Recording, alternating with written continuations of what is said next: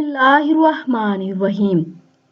یہ کلمات وہ انسان پڑھے جو موت سے پہلے اپنا ٹھکانہ جنت میں دیکھنا چاہتے ہیں۔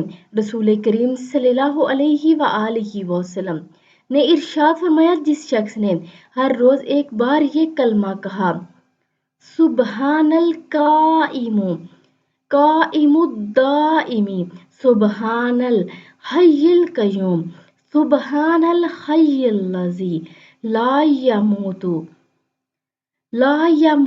سبحان اللہ العظیم وبحمدہ سبوح قدوس رب الملائکۃ والروح سبحان الحی الاعلی سبحانہ وتعالی، تو وہ شخص موت سے پہلے اپنا ٹھکانہ جنت میں دیکھ لے گا یا کسی اور کو دکھا دیا جائے گا۔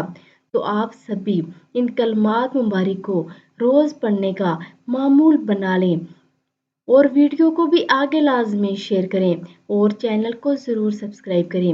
جزاک اللہ خیر۔